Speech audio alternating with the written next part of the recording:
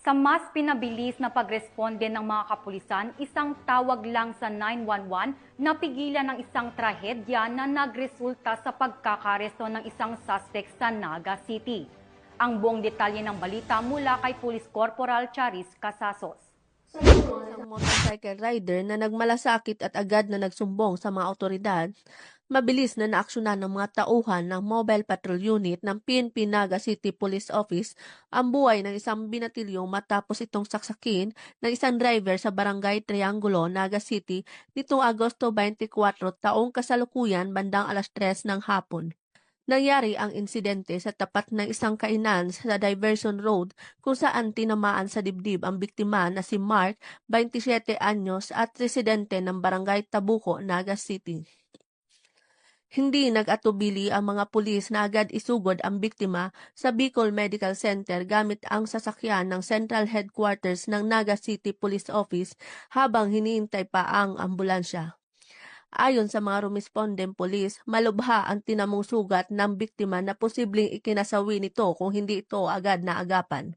Samantala, naaresto sa mismong pinangyarihan ng krimen ang sospek sa kasalukuyang nasa kustodiya ng Police Station 5. Batay sa investigasyon, ang motibo ng pananaksak ay paghiganti matapos saktan ng biktima ang kapatid ng sospek isang araw bago ang insidente.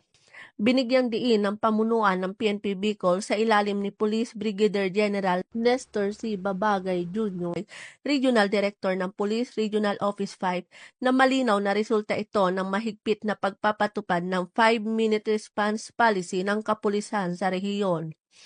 Nagpapasalamat ang PNP Naga City Police Office sa pamumuno ni Police Colonel Gilbert P. Fariña, City Director, ang komunidad sa kanilang maagap na pagsumbong na nagbigay daan sa mabilis na pagkakaresolba ng insidente.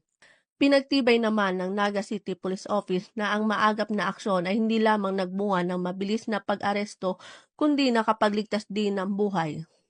Samantala, nanawagan naman ang kapulisan sa publiko na patuloy na makipagtulungan sa pagbibigay impormasyon sa pamamagitan ng Emergency Hotline 911 upang tiyak na masiguro ang kaligtasan ng komunidad.